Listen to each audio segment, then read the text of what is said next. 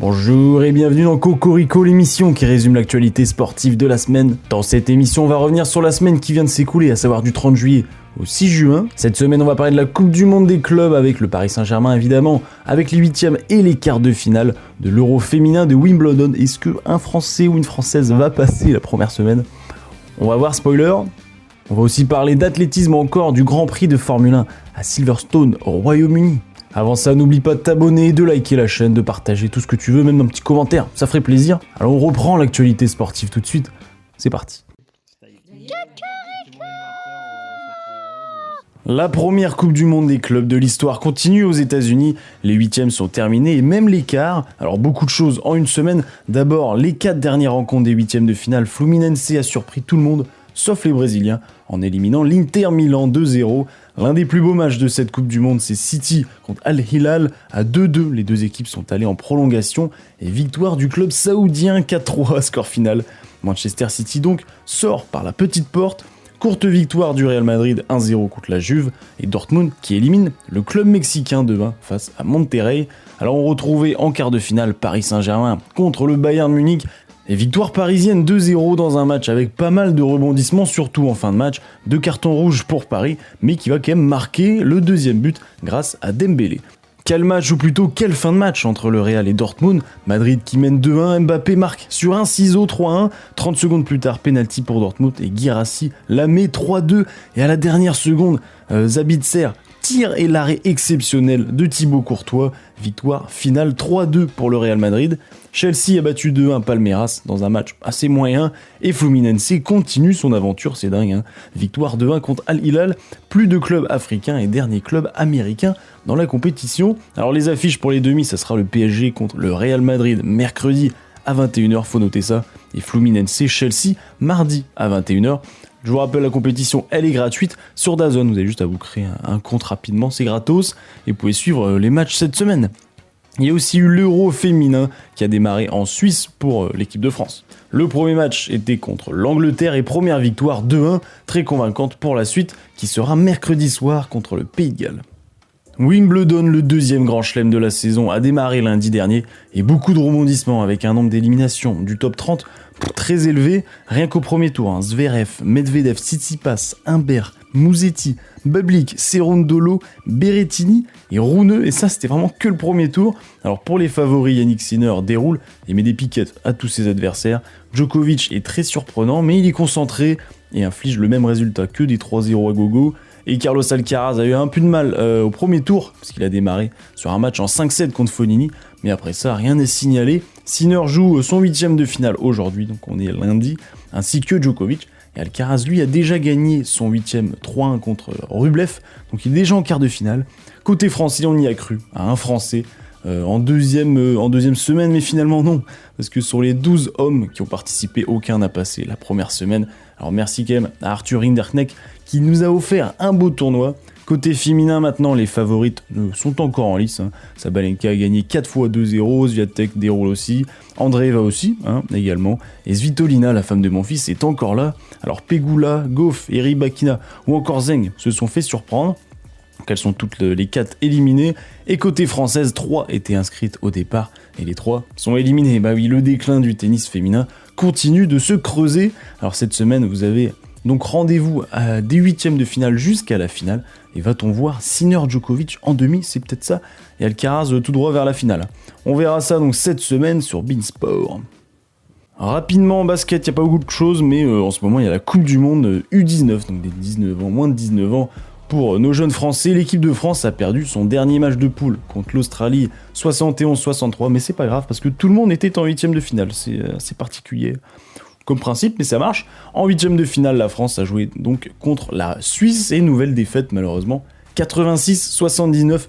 Nos Bleus, après ils ont fait 2-3 matchs de plus, mais ils ont terminé 9ème du tournoi. Là on joue pas physique là. Ils nous dominent parce qu'ils pensent qu'on est de la merde. C'était le 11e Grand Prix de la saison ce week-end à Silverstone au Royaume-Uni pour la Formule 1 avec 500 000 spectateurs ce week-end. Alors le premier Grand Prix de l'histoire a vu Hamilton le remporter 9 fois et on espère une 10e fois aujourd'hui. Alors Max Verstappen a démarré en pole position, beaucoup de rebondissements avec des safety cars toutes les 2 secondes en début de course, avec des risques de pluie durant la course, ce qui change toutes les stratégies des écuries. Alors quelques pilotes sont donc entrés au stand juste avant le départ et ont donc démarré la course en voie descente. Lawson a percuté Ocon dès le premier tour, il a dû abandonner, et safety car, 3 tours après c'est Bortoleto qui s'est craché, abandon et safety car encore une fois. Au 8ème tour, Piastri dépasse Verstappen, parce que lui il a des pneus assez usés à ce moment-là, donc Piastri prend le lead. Au 10ème tour, Norris dépasse Max Verstappen qui sortait des stands. Une énorme pluie s'abat sur le circuit, donc safety car pour protéger les pilotes. Pendant 4 tours, beaucoup d'aquaplaning, les images de la pluie sont vraiment impressionnantes parce qu'à chaque fois il passe ça super vite et on voit pas les pilotes derrière. Franchement il y a eu plein d'accidents. Isaac Hadjar abandonne justement pour sortie de piste parce qu'il a percuté Antonelli, parce qu'il voyait absolument rien, et après il a tapé les rebords, safety car encore une fois. En parallèle, Hamilton réalise un double dépassement très impressionnant pour se placer 6ème, puis il attaque Gasly et Stroll, et il les dépasse, il est maintenant 4ème. Piastri qui était premier à 3 secondes d'avance sur Norris, il est copé de 10 secondes de pénalité. C'est donc Norris qui passe leader de cette course et qui va la remporter, un nouveau Britannique et champion à Silverstone. Piastri est donc 2ème et énorme coup pour Hülkenberg qui monte sur le podium pour la première fois de sa carrière après 239 Grands Prix, c'est énorme. Et premier podium, voilà, il faut un moment pour tout, de toute façon. Côté français, Gasly est 6ème, donc très belle course pour lui. Ocon 13ème, et Hadjar, je vous l'ai dit, il a abandonné. Au classement, Piastri est premier avec 234, suivi de Norris 226. Donc voilà, il n'y a que 8 points entre les deux. Verstappen 165 et Russell 147. Le prochain Grand Prix, on a le temps. C'est dans 3 semaines à Spa en Belgique. Mais vous avez ce week-end la MotoGP en Allemagne. Et ouais.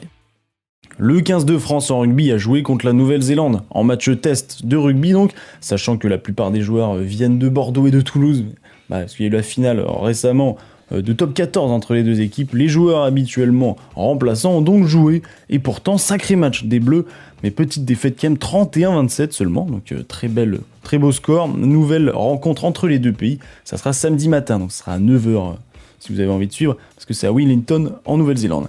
Et en parallèle, il y a la Coupe du Monde U20, donc la France a démarré sa Coupe du Monde en Italie. 2 matchs déjà disputés pour les Bleuets, et victoire 49-11 contre l'Espagne, et victoire aussi 35-21 contre le Pays de Galles avec un 28-0 en deuxième mi-temps pour se rassurer. Le prochain match, c'est mercredi contre l'Argentine, qui elle aussi est invaincue également, donc dans ce groupe, ça va être un gros match. Ce week-end, il y a aussi eu le meeting de Diamond, donc de diamant à Eugene en athlétisme. Eugene, c'est où? C'est dans l'Oregon, United States of America. Ah ouais. Kishan Thompson, le Jamaïcain, a gagné le 100 mètres en 9 secondes 85. En record du monde du 5000 mètres femme, Béatrice Chebet a gagné la course avec 2 secondes d'avance sur l'ancien record, le nouveau chrono, et donc maintenant à 13 minutes 58. Le Français Asdin Abs, je vous en avais parlé, qui avait battu le record de France la semaine dernière, ou le record d'Europe, je ne sais plus déjà, putain. Et il est arrivé 3ème du 1600 mètres, parce que c'était 1 miles, avec un record de France tout de même, mais 3ème. Et il y a eu un 2e record du monde dans l'Oregon ce week-end, c'est exceptionnel, en 1500 mètres femmes, avec Faith Kipyegon, qui elle a aussi battu le record de 2 secondes, et le nouveau record, le nouveau chrono, est de 3 minutes 48. Second poteau, pas mal.